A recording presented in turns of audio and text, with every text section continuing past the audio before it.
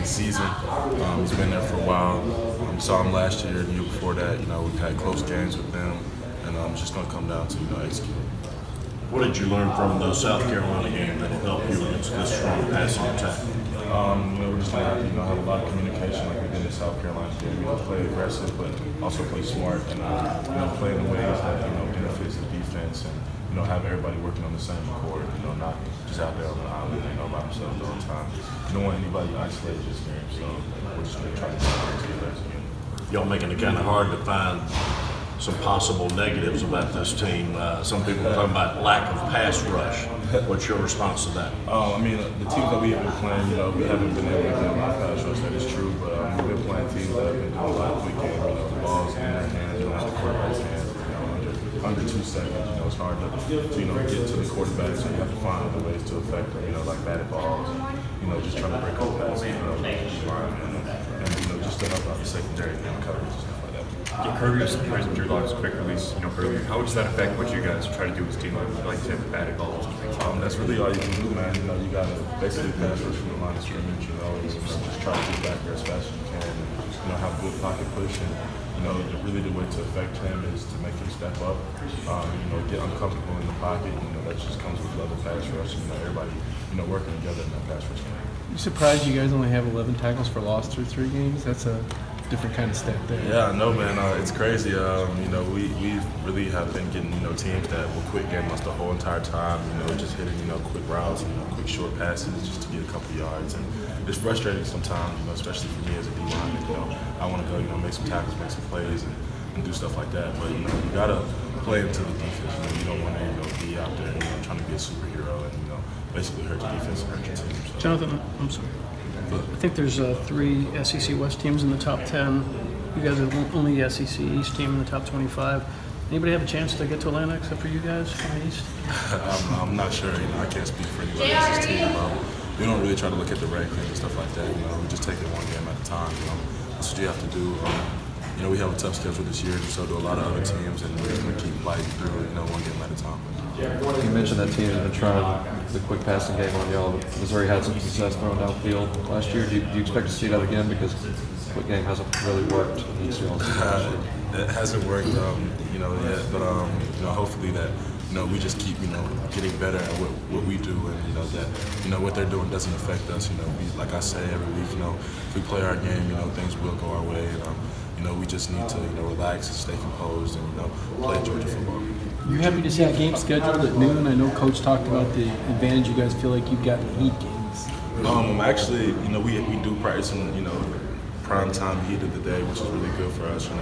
Definitely works a lot of guys out. And those games that are in the middle of the day in 96-degree weather, stuff like that. You are better prepared for it. But I'm glad this past week, with all the hurricanes, stuff like that, I hope everybody was safe and everything's good. But we played at noon, which really helped us, kind of prepare for this next week because, we do play at noon. They're back, so technically it's 11 o'clock, for us, our bodies and stuff like that, because they're an hour, I think, before. I'm not sure, but. It just kind of prepares us for that, and I'm glad that last week, we got to play at noon just to get ready for this game. Does the concept of a pass rush against the quarterback that does get it out so quickly, does it almost seem overrated when you think about the things that you have to do that really can be effective against that kind of offense? You just have to kind of, take whatever you can get, kind of fight tooth and nail, just to get to him. You might not, hit the quarterback. Our goal is, just to do our job and, to affect him in a way that helps us, put us on top. You've been one of the key leaders from the beginning of this season. Who are some of the younger guys that you've seen grow up really fast through 3 games? A lot of guys, especially with our secondary, they've had to, take on roles that, people before them, were seasoned and had a lot of experience and years under their belts. I'm proud of really everyone that is on our defense and our offense that is stepping up. Miko Hartman's being a big player on offense for us right now, and DeAndre Swift, and these guys are just taking those leadership roles and starting to affect other guys, and that's something that's big for us. On defense, you got your William Poole, Richard Count. He's having a lot of plays. A lot of things are going his way. He's working hard. I'm just proud of these guys. There's countless other numbers of guys, but those are just a few. How does that 11 a.m. kick alter your schedule? What time do you wake up or something like that? Like I said, last week really, helped us out. We woke up at I think 7 o'clock, and we had pregame at 8. Normally, you have those. You have games, that are later in the day. You have your pregame meal. You want everybody to be focused and kind of quiet, and kind of just locked in. But when you have a game like that early in the morning, that chatter and that talking is good because people are still half asleep. So we were pretty awake. Everybody was good. Everybody was having good conversation, going over keys, and just going over what it needed to for the game. And I think that really, like I said before, really helped us, and it's going to prepare us for this week. Just that we had to play at noon this past week. Offense is like that. Always talk about being balanced, but defense, y'all are adamant that to stop that first. Strategy. Yeah, that's what you have to do in a football period. I think if you don't stop the run, the team is going to have the option to either run or pass on first and second down, and just kind of control that aspect of the game. If you stop the team and you don't allow them to run, you make them one-dimensional when they have to pass the ball, and then you start to pick off stuff from there, and you just keep piggybacking. What do you think that's going this year? I think that's good. We have a goal. We set it every game. I'm kind of going to leading guys on the D-line, and before we go play, we talk to each other. We said every game, what we want to hold the team to, how many rushing yards they're going to get, and we said that before we even go into battle. So it's just kind of that mindset. Kind of play the game inside of the game. Even against a team like this, where you got Drew Lock and Emmanuel Hall, it seems like they're going to be passing a lot. It's still stop the run first and whatever they get. Pass game is. Yeah, they still have a running threat. They have a pretty big offensive line. They're physical. They're an SEC team. We played them years in this class, and they have been physical. They've shown that. Like I said, you stop the run and you have to. Coach mentioned a little sideline scrimmage. It was love. You probably see that a lot more at practices than we do, but how do you explain it when players kind of get on each other, try and hold each other to that high standard that you have here? Like you said, it is love, man. You want to see everybody, succeed and, play to the best of their ability.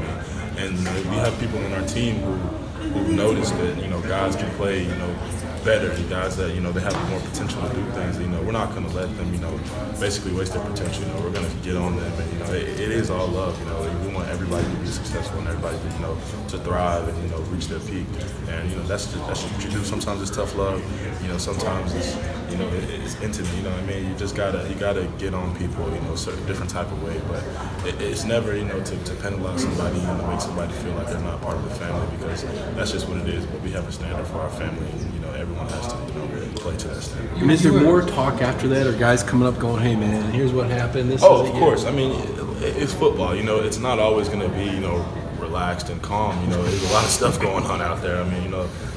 So guys do get heated. Guys get, just frustrated with each other. You just talk. You go in the game.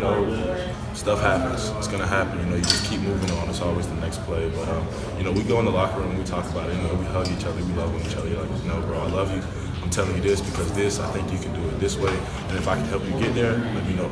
Something like that. You were right there, I guess. What was John upset about?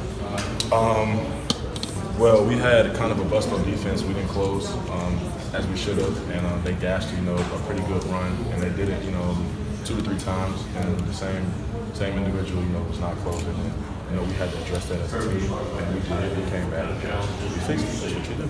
John, you've been here throughout the culture change from Mark Richt to Kirby Smart. Have those types of discussions, arguments, whatever you want to call them, have those become more often, more frequent as the standard has changed, or do you think those? I don't want to say it's become more often. It doesn't really happen. That's the first time that it's really happened this season. So you just kind of, it comes up, and you address it, and then you move on. We've had our fair share of arguments and fights and everything with Coach Rick too when he was here. It's football. That's what happens.